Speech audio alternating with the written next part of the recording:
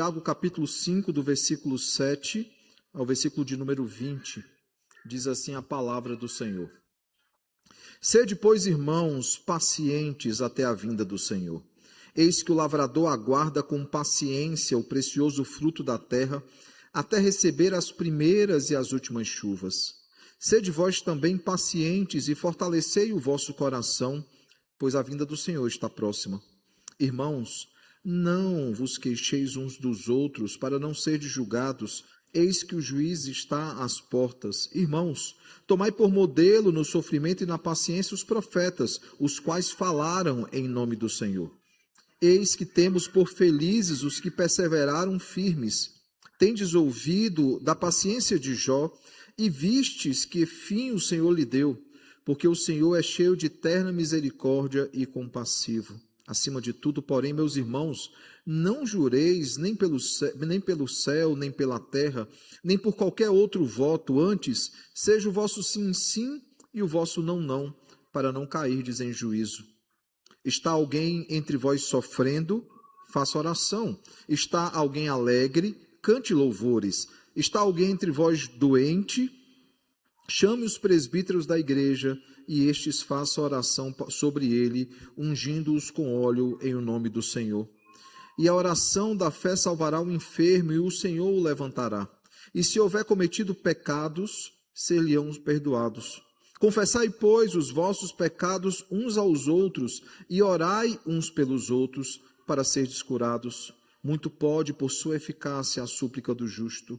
Elias era homem semelhante a nós, sujeito aos mesmos sentimentos, e orou com instância para que não chovesse sobre a terra, e por 3 anos e 6 meses não choveu. E orou de novo, e o céu deu chuva, e a terra fez germinar seus frutos. Meus irmãos, se algum entre vós se desviar da verdade, e alguém o converter, sabei que aquele que converte o pecador do seu caminho errado, salvará da morte a alma dele e cobrirá multidão de pecados. Oremos ao Senhor. Bendito Deus maravilhoso Pai, nós te damos graças pelo texto que acabamos de ler, por essa porção, Pai, da tua palavra, Senhor. Somos gratos, primeiramente, porque só podemos entender porque nascemos de novo, porque conseguimos discernir de coisas espirituais. Te agradecemos, Pai, porque aprove o Senhor nos trazer aqui essa noite, aprove ao Senhor também dar em nossa língua a tua palavra traduzida, Pai. Tudo isso, Pai, tudo que fazemos aqui essa noite, especialmente ouvir a tua palavra e sermos por ela exortados, é por vontade tua, Pai. Por isso, Senhor, nós te clamamos, fala aos nossos corações. Trata conosco mais uma vez, Senhor, essa noite. Endireita os nossos passos, corrija as nossas motivações, alinha os nossos corações à tua vontade, para que vivamos, Pai, para a tua glória, Senhor. Que o doce e Santo Espírito, o Divino Mestre, aclare as nossas mentes, nos dê entendimento da tua palavra, o mesmo Espírito Santo que inspirou Tiago para escrever essa porção do texto, Pai, possa também nos ensinar, iluminando o nosso entendimento e nos ensinar essa noite. E que Cristo, profeta da igreja, seja Ele, Pai, a nos admoestar, nos exortar e nos consolar. Seja Ele, Pai, a nos tornar cada vez mais semelhantes a Ele mesmo, Pai, nos tornando, Senhor, discípulos de fato e não apenas da boca para fora. Que possamos, Pai, cada vez mais caminhar conforme a Tua vontade, Senhor, e nos parecer cada vez mais com o Teu Filho, Pai. Nós não conseguimos sozinhos, Senhor, nós não conseguimos pela nossa própria força, nós carecemos da Tua ação em nossas vidas, por isso te pedimos, fala, Senhor, aos nossos corações. Corrige, Senhor, os nossos passos e nos faz viver conforme a Tua vontade, Pai. Essa é a nossa oração, em nome de Jesus. Amém. Irmãos, no sermão passado, nós meditamos justamente nos versículos anteriores ao texto dessa noite. Nós olhamos para Tiago, capítulo 4, versículo 13, e nós caminhamos até o capítulo 5, versículo 6. E nós aprendemos que nós precisamos lutar contra 3 pecados, pelo menos, né? O pecado da prepotência, o pecado da presunção e o pecado da perversidade. Hoje nós veremos, e irmãos, prometo que não foi à toa, tá? Não foi por, vou escolher para ficar igual. Eu fui escrevendo o sermão e as virtudes que serão elencadas hoje também são 3 P's, tá bom? Então você vai memorizar facilmente as virtudes e os pecados que são combatidos por Tiago. Mas não foi proposital. À medida que foi caminhando, eu vi que era possível, viu, Lécio? Então, eu não preparei essa, vou fazer 3 P's aqui, 3 P's. Né? Hoje tem muitas empresas que usam essas mesmas letras, né, para ensinar algumas coisas. E nós aprendemos então esses 3 pecados que nós precisamos lutar: o pecado da prepotência, da presunção e da perversidade. E a partir disso, então, irmãos, nós aprendemos 3 aplicações importantes para a nossa vida cristã. A primeira delas é que nós precisamos submeter nossos planos a Deus, submeter aquilo que nós planejamos ao Senhor. E para isso nós precisamos planejar com diligência, ao mesmo tempo reconhecendo, irmãos, que o futuro, ele pertence a Deus e a Deus somente. O futuro, o nosso futuro, está nas mãos do Senhor. Pelo simples fato que nós não sabemos quanto tempo a nossa vida dura. Nós não sabemos o que nos sucederá daqui 5 minutos, daqui 10 minutos, nós não sabemos, irmãos. E é necessário esse exercício de humildade para nós entendermos isso, porque qualquer sentimento ou postura diferente disso é prepotência. É pensarmos sobre nós mesmos além do que convém.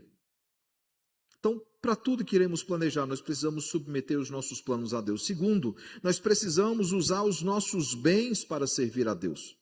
Sabendo, irmãos, que as nossas riquezas, aquilo que Deus tem colocado nas nossas mãos, são ferramentas temporárias, não fundamentos permanentes para a nossa segurança. Eu gosto muito da história de Moisés. Moisés, depois de tentar colocar várias dificuldades, eu sou pesado de língua, ele vai colocando dificuldades e Deus vai resolvendo um a um. Ele fala assim, tá bom, o que é que eu faço agora? Aí Deus olha para ele e fala, Moisés, o que é que você tem nas suas mãos? Ele era um pastor de ovelhas naquele momento, ele tinha um cajado. É esse instrumento que eu vou usar, esse instrumento que está nas suas mãos, será justamente o instrumento para a libertação do meu povo. E nós sabemos a importância daquele cajado, aquela vara na mão de Moisés. É por essa vara, por exemplo, que ele liberta o seu povo, ele manifesta sinais, ele abre o mar. Infelizmente também é essa vara que ele bate na pedra, né? Mas Deus usa aquilo que ele mesmo havia colocado nas mãos de Moisés. Por quê?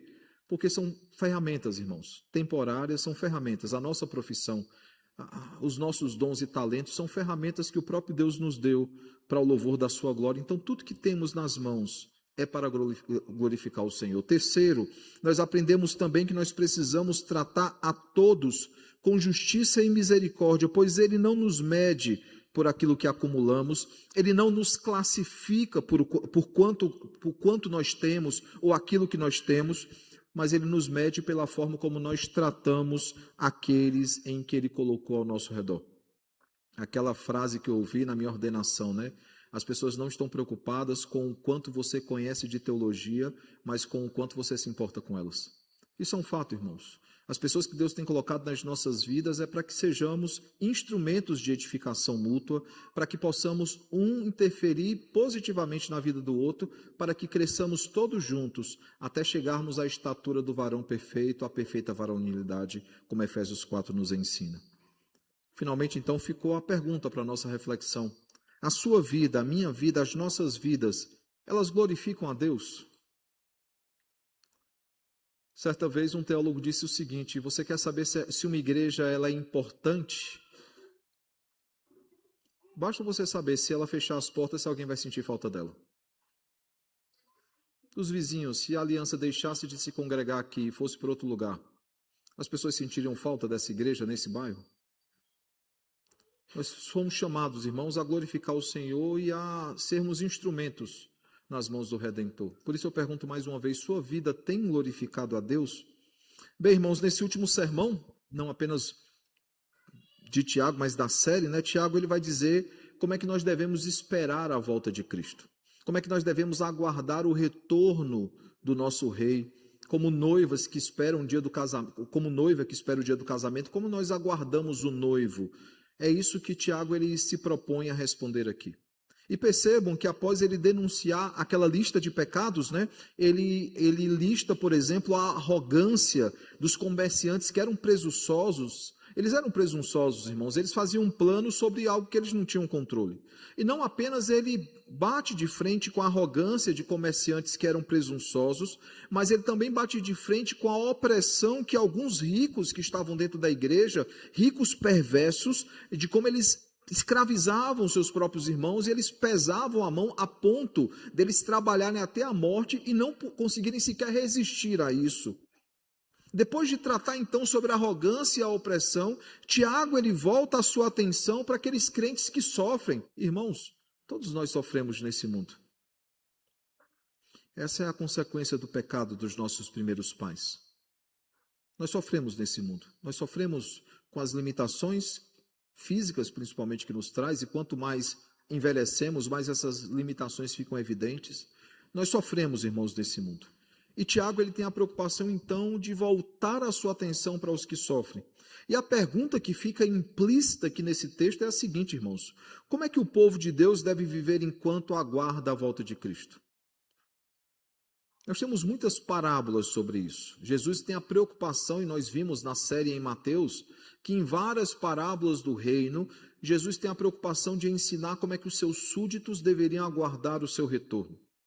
E a resposta, então, irmãos, de Tiago, ela pode ser resumida pelo menos em 3 palavras, que é justamente os pontos, né, de hoje: a paciência, a piedade e a perseverança. São 3 atitudes que se esperam daqueles que são crentes no Senhor. Olhando aqui especificamente para o texto, irmãos, o versículo 7, ele abre dizendo o seguinte: sede, pois, irmãos, pacientes até a volta do Senhor. É interessante porque talvez você não percebeu o que Tiago faz constantemente nessa epístola. Ele tem várias transições, ele transiciona sobre temas ou a partir de temas o tempo inteiro. E essa transição, normalmente, ela fica muito evidente quando, ao invés de chamá-los simplesmente de ouvintes, como ele já chamou, é quando ele usa a expressão irmãos. Só para ficar claro para vocês, eu pedi que vocês ficassem com a Bíblia aberta, deixa eu só mostrar para vocês quantas vezes, pelo menos as principais vezes que eu vi, acontecem aqui transições.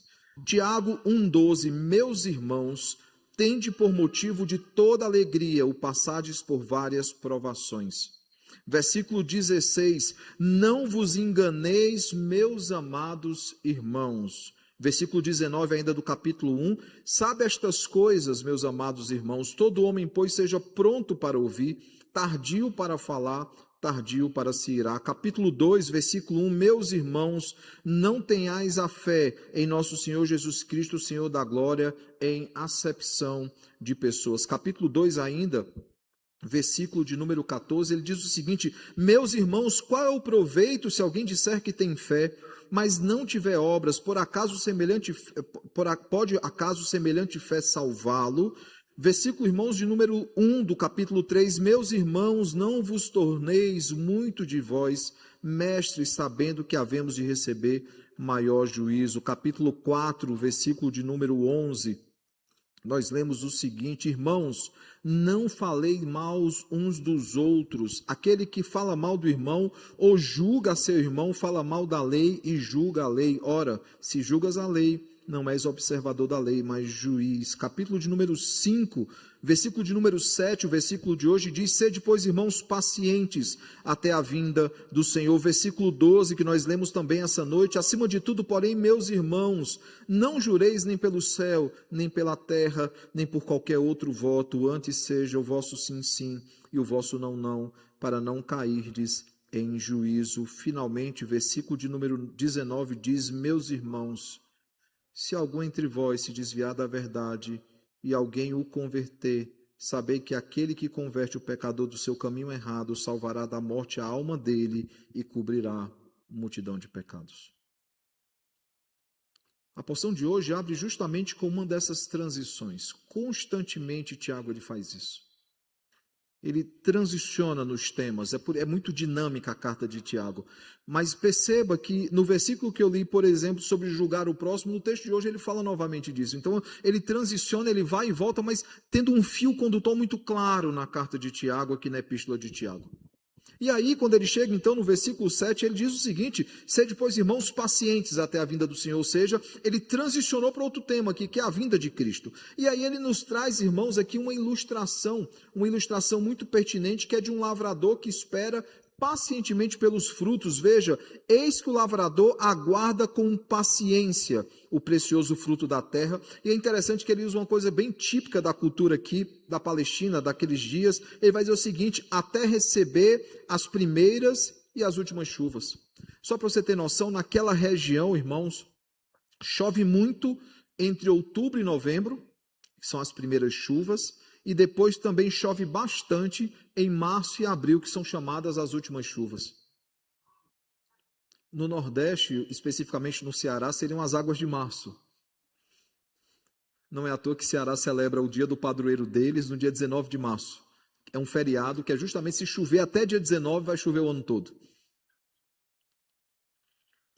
O lavrador ele espera não somente a última chuva, ou não somente a primeira chuva, ele espera o ciclo completo. Por quê, irmãos? Porque na primeira chuva é o momento dele plantar. Nas últimas chuvas é o momento dele colher. Minha mãe me passava alguns... Meus pais, né? Eu não sei quantos aqui já arrancaram mato. Tinha uma grama na minha casa e crescia muita erva daninha. E nós tínhamos que ir lá arrancar. Ficava um calo na mão. Mas sabe qual era o segredo? Molhar o chão. Se o chão ficasse úmido, a raiz sairia facilmente. Tenta arrancar de um chão seco. Por isso, o lógico é o quê? Nas primeiras chuvas eu planto, nas últimas chuvas eu colho. O que ele está dizendo é o seguinte, irmãos, há um tempo oportuno para isso. E veja que ele continua, ele diz o seguinte, agora no versículo 8, sede vós também pacientes e fortalecei o vosso coração, pois a vinda do Senhor está próxima, ou seja, espere o momento certo. Da mesma forma que ele veio, ele subiu, ele voltará.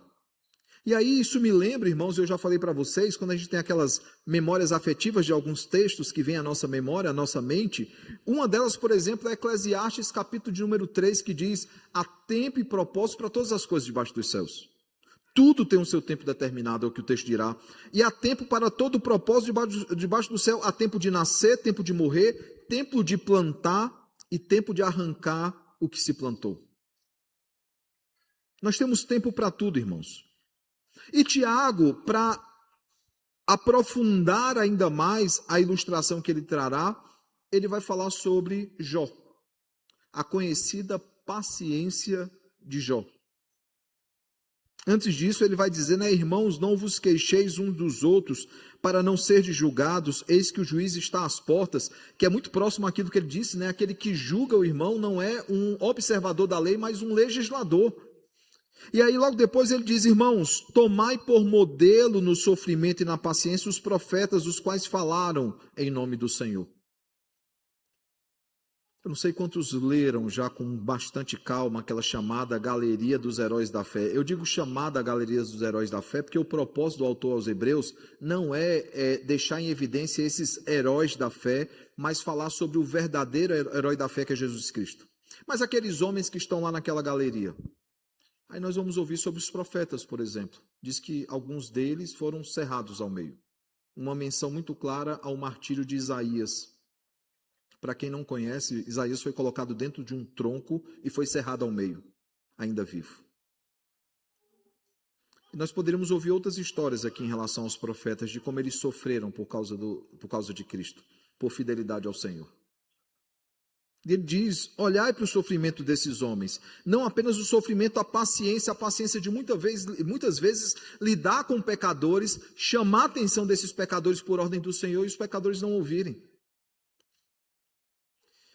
E ele continua dizendo, eis que temos por felizes os que perseveram firmes, tendo ouvido, e aí ele vai falar da paciência de Jó, e visto que fim o Senhor lhe deu, porque o Senhor é cheio de eterna misericórdia e compassivo. Ao citar então aqui, irmãos, Jó é interessante, porque ele está falando sobre perseverança, aqueles que foram perseverantes. Para pensar, irmãos, não apenas os que os profetas passaram, mas o que Jó passou. Quando ele estava se recuperando de uma primeira má notícia, chegava a segunda, chegava a terceira.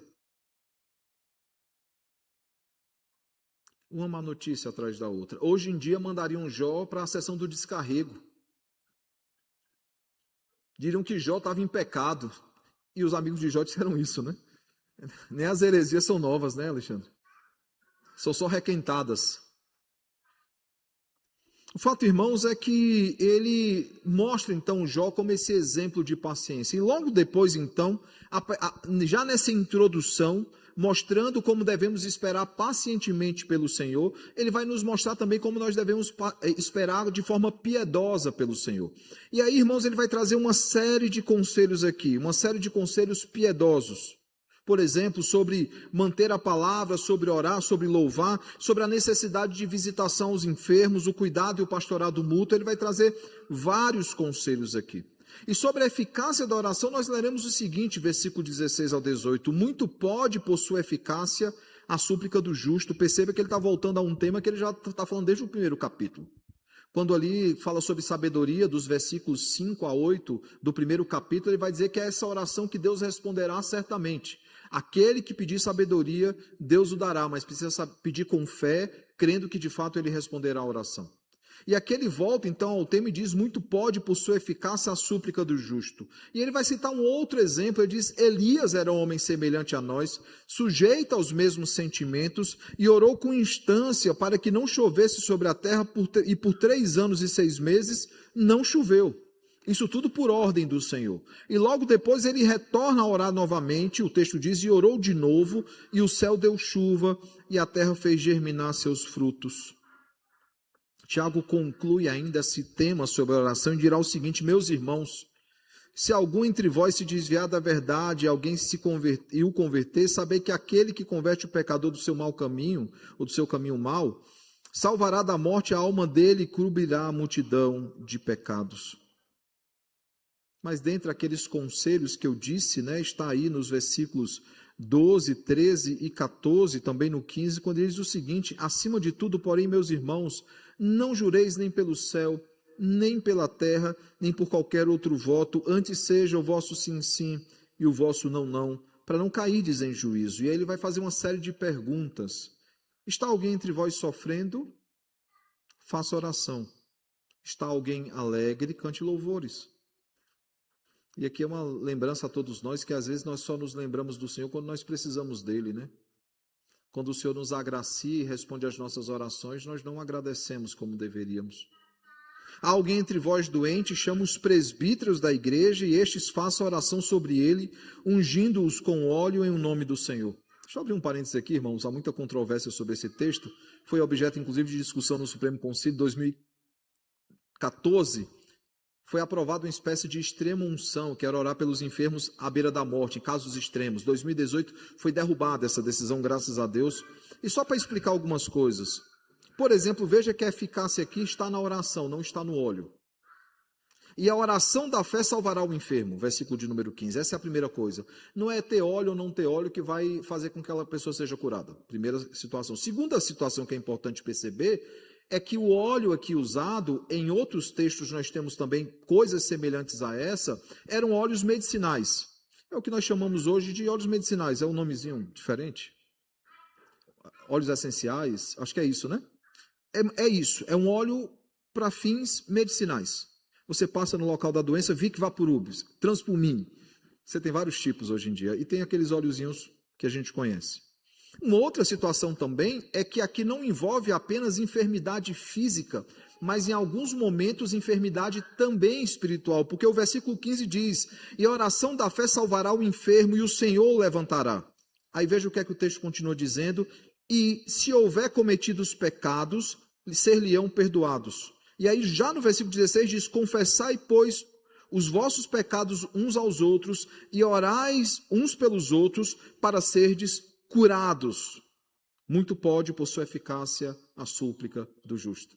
Logo depois ele vai falar daqueles que se perderem são trazidos de volta para a igreja por causa da insistência da ação de membros em relação a eles. Perceba que ele não está falando apenas de pecados que são físicos, mas também de desvios espirituais, de pecados contra Deus. Davi fala sobre isso no Salmo 32, que ele diz, enquanto eu calei os meus pecados, os meus olhos envelheceram, o meu vigor se tornou em sequidão de estio, porque a tua mão pesava sobre mim.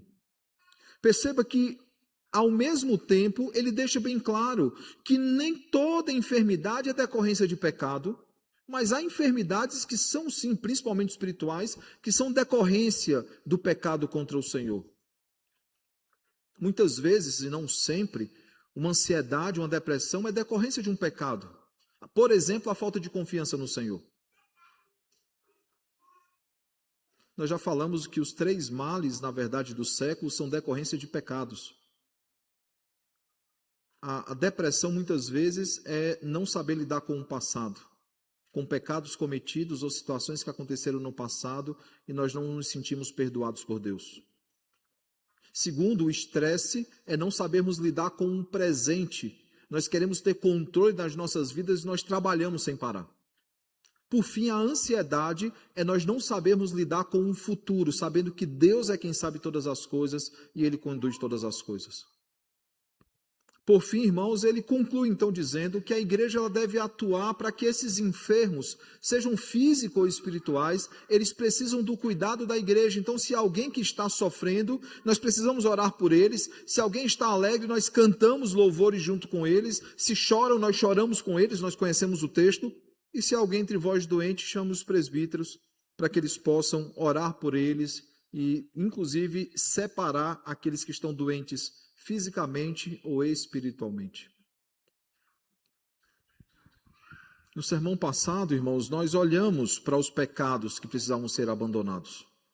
Nós olhamos para a prepotência, para a presunção, para a perversidade. Agora, Tiago, ele faz questão, então, nesses últimos conselhos, ensinando como nós devemos esperar a volta do nosso Senhor. Ele nos ensina, então, virtudes que nós precisamos ter, que todos os crentes precisam ter, e aí eu enfatizo, nós precisamos ter paciência, nós precisamos ter piedade, nós precisamos ter perseverança. Quantas vezes nós começamos coisas e desistimos pelo caminho? E eu queria então, a partir dessas virtudes, irmãos, tirar algumas lições que Tiago está ensinando àqueles que estão dispersos por causa da perseguição e também tirar aplicações para todos nós como igreja do Senhor. O que é que esse texto então ensina?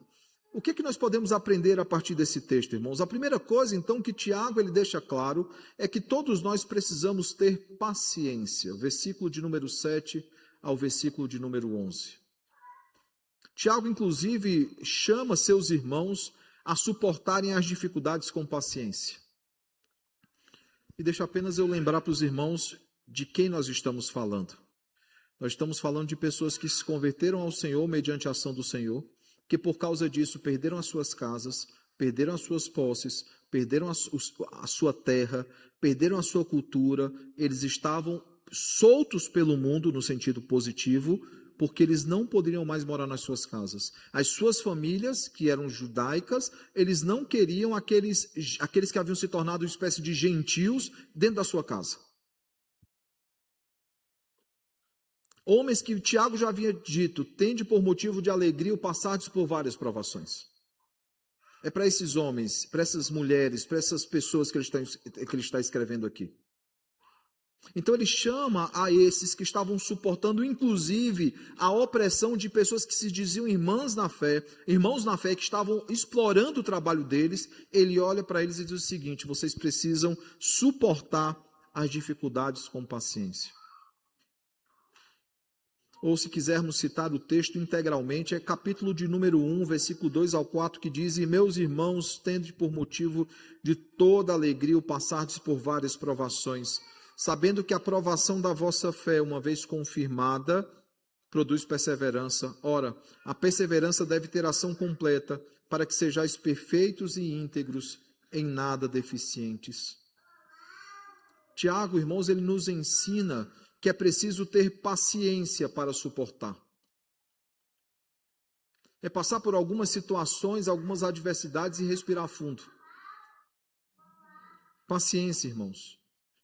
E para mostrar isso, ele usa o exemplo do lavrador. O lavrador ele não espera apenas a primeira e a última chuva.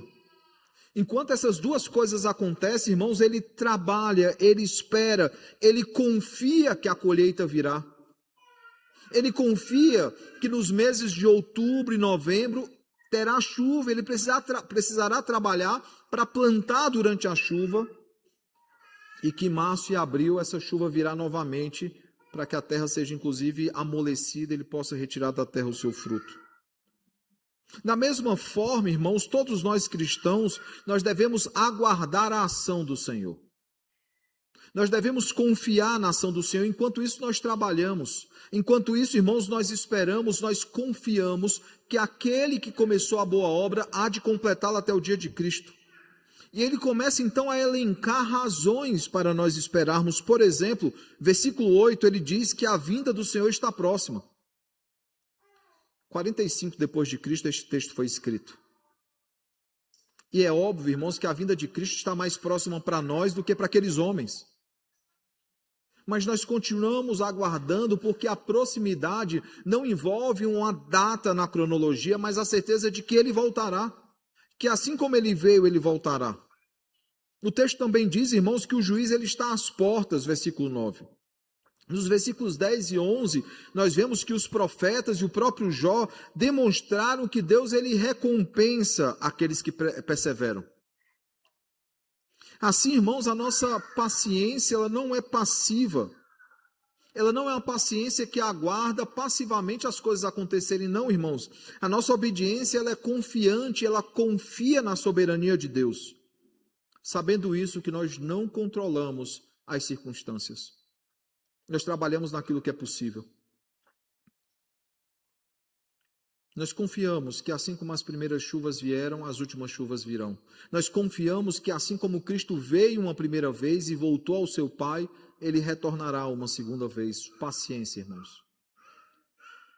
Uma paciência que é confiante, que confia plenamente naquele que prometeu, porque aquele que prometeu é fiel para cumprir. Segunda coisa, irmãos, a segunda palavra que eu gostaria de enfatizar é que nós precisamos manifestar piedade, versículos 12 ao 18. Nesse ponto aqui, irmãos, Tiago ele trata sobre uma vida comunitária que é piedosa, porque a piedade ela não é isolada. Nós não somos piedosos sozinhos, nós dependemos uns dos outros, porque nós não somos corpos diferentes, nós fazemos parte de um mesmo corpo que tem o mesmo cabeça.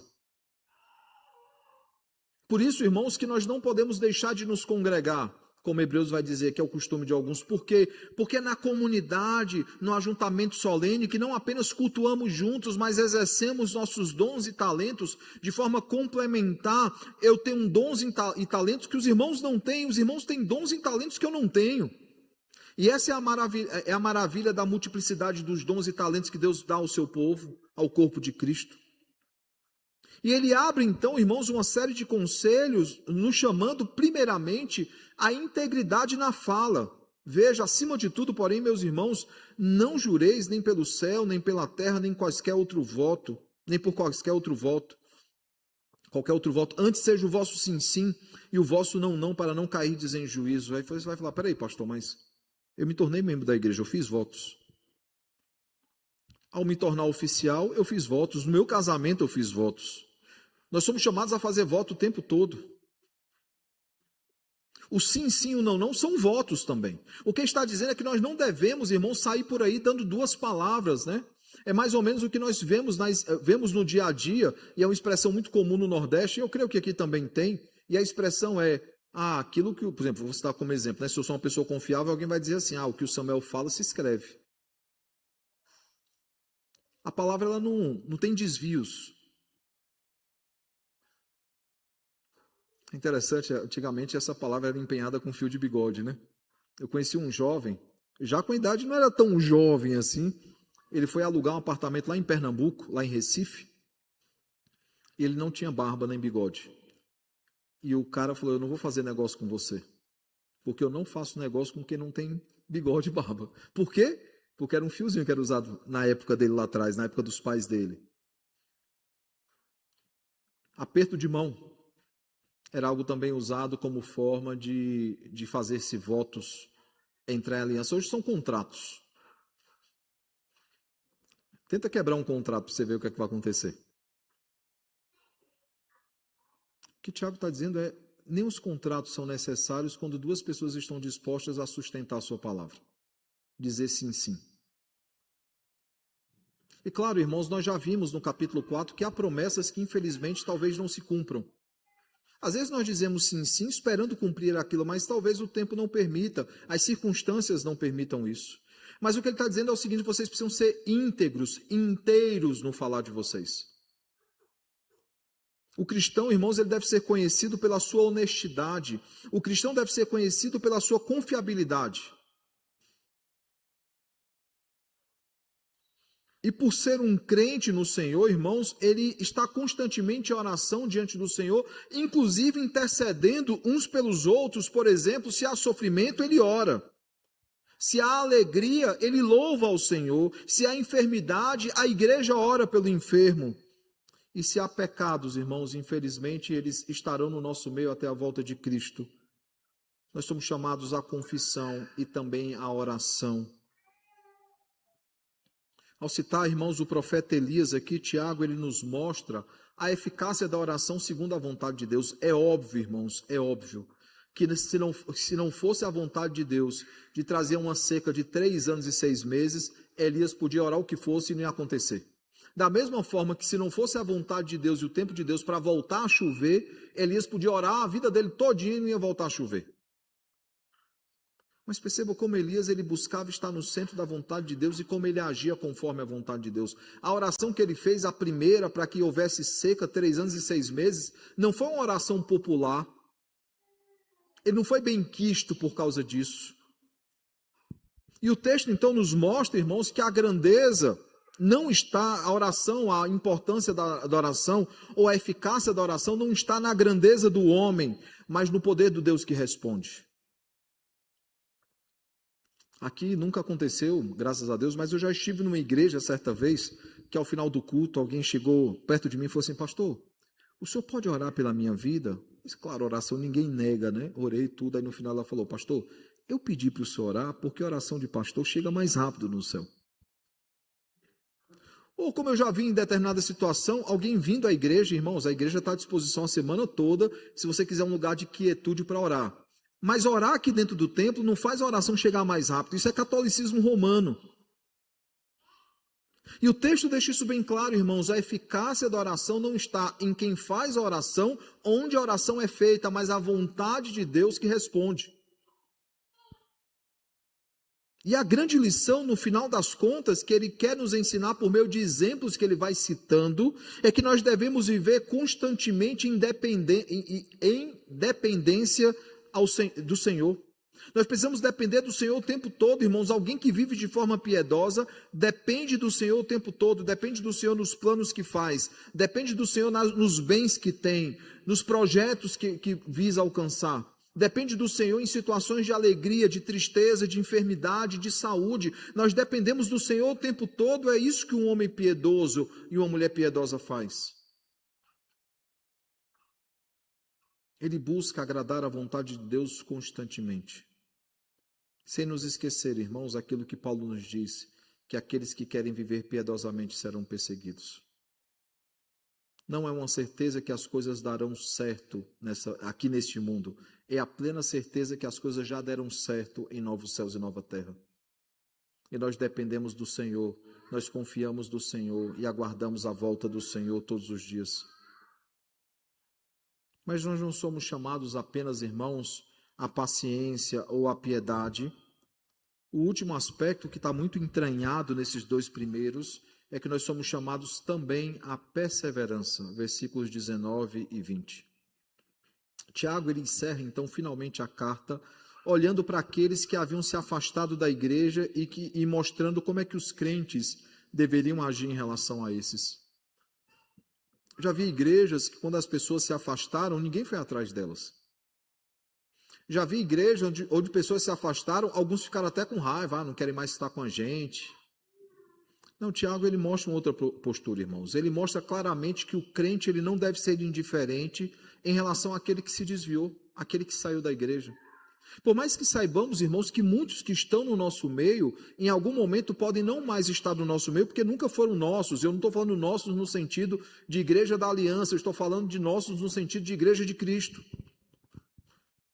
Mas nós não sabemos, irmãos, quem são os eleitos e quem não são. Nós não sabemos aqueles que saíram, quais de fato são do Senhor e os que não são. Por isso nós precisamos buscá-los. É isso que Tiago vai dizer, que nós precisamos buscar aqueles que se afastaram. Nós precisamos corrigir em amor a estes irmãos, ou não, né? Nós não sabemos se eles são. Nós precisamos buscar a restauração deles com mansidão. Nós devemos trabalhar ativamente pela reconciliação deles com Deus. Ativamente. E o restaurar com mansidão envolve, inclusive, quando aquela pessoa retorna à igreja, se Deus permite, né, que isso aconteça, ao retornar à igreja, a gente não vem depois dizer, tá vendo? Eu te falei. Não, irmãos, nós nos alegramos com eles. Na verdade, se pegarmos o conselho do próprio Tiago, ele dirá, aqueles que estão alegres, louvem com eles.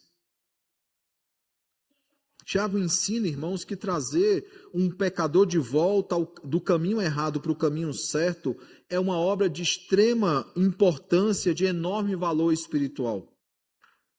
Logo, a perseverança cristã, irmãos, não é apenas permanecer firme pessoalmente falando, mas ajudar a outros a permanecer firmes também.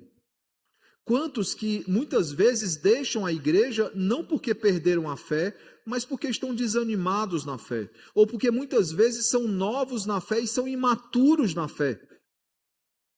E aí nós precisamos ter toda a paciência, amor e dedicação para buscar esses irmãos, mandar mensagem para eles, perguntar, está tudo bem, está precisando de alguma coisa? Não tratá-lo como um ET, como alguém que não merece o nosso amor, o nosso perdão, não, irmãos. Isso é o Senhor que tratará. Mas nós precisamos de auxílio mútuo.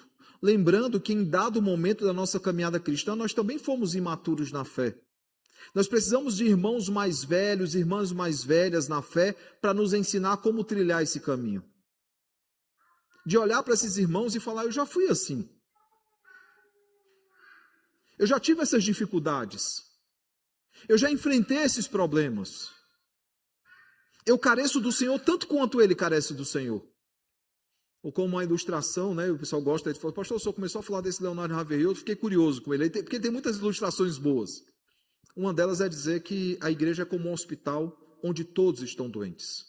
A diferença é que alguns estão há mais tempo em tratamento do que outros. Mas todos estão doentes. Todos precisam do cuidado do Senhor. Assim, irmãos, o texto ele nos ensina que todos nós, irmãos, precisamos cuidar uns dos outros. Nós devemos zelar, irmãos, para que todos caminhem bem e cheguem ao mesmo lugar, que é a presença gloriosa do Senhor. Não é assim que nós agimos com os nossos filhos? Pacientemente, nós ensinamos a maneira certa para eles falarem. Pacientemente, nós ensinamos eles fazerem atividades que para nós parecem tão básicas, mas nós estamos lá ensinando. É assim que se fala, é assim que se age. Eu lembro quando Sara estava aprendendo a falar ainda, o que não é incomum para uma criança, ela tinha erros, por exemplo, de concordância verbal. Você vai, filha, não é assim que fala, é assim. E ela aprendia. Não é assim que nós agimos com os nossos filhos? Por que não é a mesma forma que nós agimos com os nossos irmãos em Cristo? Ele cometeu um erro, meu irmão, é assim o jeito correto. É assim que se faz, é assim que se procede. Por quê?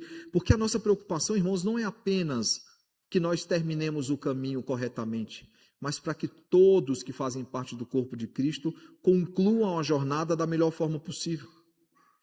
Nós nos preocupamos uns com os outros, nós zelamos uns pelos outros, para que todos caminhem bem e cheguem ao mesmo lugar, que é a presença gloriosa do Senhor. Eu pergunto então, irmãos, que aplicações nós podemos tirar do texto de hoje? A primeira aplicação, todos nós precisamos esperar com paciência. E para isso, irmãos, nós precisamos zelar para que as dificuldades não nos façam duvidar da justiça de Deus. O duvidar da justiça envolve um simples fato, irmãos. Nós não perderemos a nossa salvação, porque aquele que nos declarou justos, ele não volta atrás. Lembra, inclusive, que Paulo, ele pergunta isso em Romanos, quem pode nos condenar? Foi o Senhor que nos declarou justos. Foi o Senhor que disse, vocês não têm mais nenhuma dívida comigo. Por isso, irmãos, esperar com paciência é saber que aquele que começou a boa obra há de completá-la até o dia de Cristo. É saber que o Senhor de fato guarda o seu povo, cuida do seu povo. Esperar com paciência, irmãos, independentemente das dificuldades ou das adversidades que se levantam. Segundo, irmãos, nós precisamos agir piedosamente. E agir piedosamente envolve, irmãos, falar com integridade, ter uma palavra confiável e orar com dependência, descansando na vontade de Deus. Isso é ter uma vida piedosa. Ter uma palavra confiável, falando com integridade e depender totalmente do Senhor, descansando assim na sua vontade. Se você fosse pedir para eu resumir uma vida piedosa, é isso, irmãos. É usar as nossas bocas para a glória de Deus e descansar o nosso coração no Senhor, que não é apenas Senhor das nossas vidas, mas é Senhor da história e nada foge ao seu controle. Terceiro e último, irmãos, todos nós precisamos cuidar uns dos outros. Lembrando, irmãos, que a vida cristã não é uma caminhada solitária. Não, irmãos, nós somos chamados a amar, a exortar, a restaurar, não apenas os que nós amamos ou estão próximos a nós, mas todos aqueles que estão fracos na fé. Nós precisamos, irmãos, cuidar uns dos outros. Se alguém está doente entre vós, ore por ele. Se alguém está feliz, cante louvores com ele. Se alguém está triste, seja você aquele que vai ouvir o seu choro, dar o seu ombro como um amparo para aquela pessoa. Nós precisamos, irmãos, cuidar uns dos outros. Qual foi a última vez, não apenas as pessoas que você tem mais proximidade, mas qual foi a última vez, por exemplo, que você mandou mensagem para aquela pessoa que não está vindo para a igreja? Para nós é mais fácil aqui do púlpito, que nós vemos quem está sentado aqui, a gente tem uma visão, sabe quem vem, quem não vem. Não é incomum, e vocês sabem disso, aquela pessoa que faltou um final de semana, faltou 2, eu mando a mensagem e falei, cadê você na igreja? Nós temos sentido a sua falta, mas isso não é papel só meu, irmãos. Não é papel só do conselho ou dos diáconos. Todos nós sentimos falta de alguém, a gente precisa mandar mensagem e perguntar, cadê você na igreja? Eu tenho sentido a sua falta. Eu tenho sentido a sua falta no nosso meio. Você está precisando de alguma coisa? Eu posso ajudar de alguma forma? Só para você se dar uma ilustração, irmãos, eu sei que outras igrejas fizeram isso também. Mas sabe como é que nós vemos o amor de Deus de forma muito prática? Na época da pandemia, a Elisa nasceu no protocolo de pandemia. O protocolo de pandemia era o seguinte, vá para o hospital na última hora para ter o bebê. Nós tivemos que chamar enfermeiras para a nossa casa. E depois que você entrar, você não sai mais, só sai quando ela estiver alta. E que ela tenha alta o mais rápido possível, para ela não vir a adoecer. Elisa nasceu no dia 25 de abril de 2020, comecinho da pandemia. Dia 15 de maio de 2020, menos de um mês depois, todos nós adoecemos, incluindo a Elisa que acabara de nascer.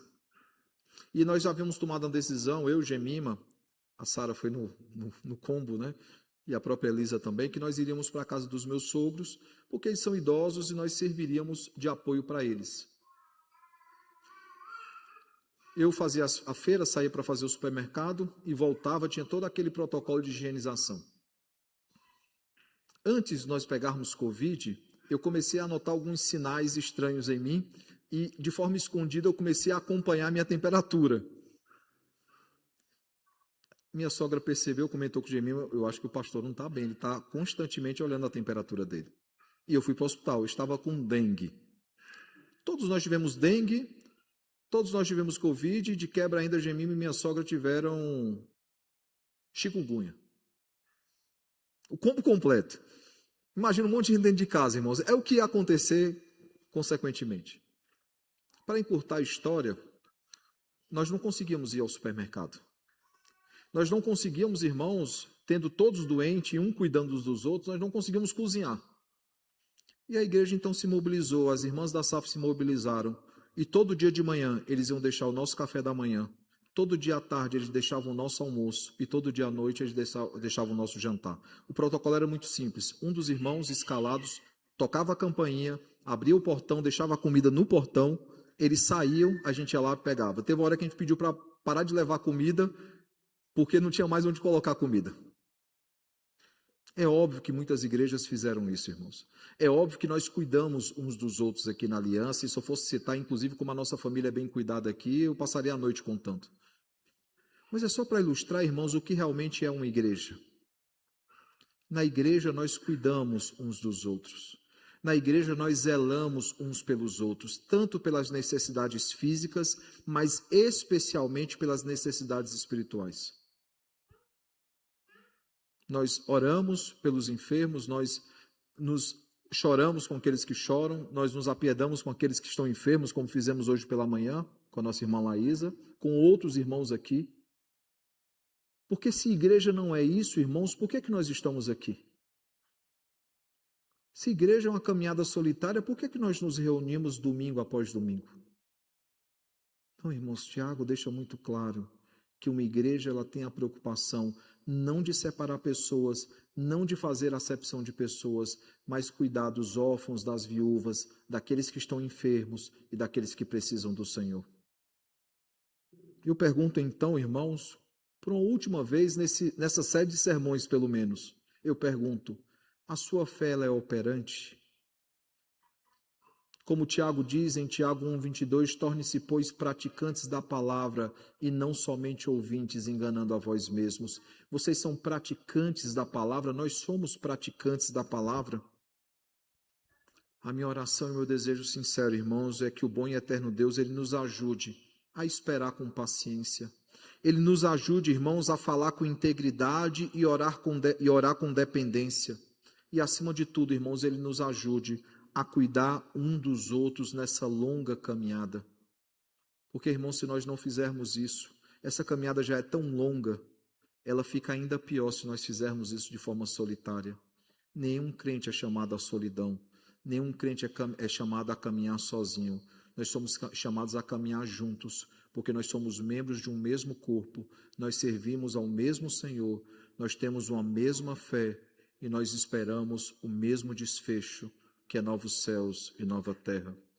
Que o Senhor nos abençoe, irmãos, e nos ajude a vivermos para a sua glória, a sermos testemunhas vivas de Cristo neste mundo, para que as pessoas, como nós vimos, ao olharem para a nossa fé, percebam que a nossa fé é uma fé viva, ela é uma fé operante e uma fé que busca em todo o tempo glorificar o Senhor.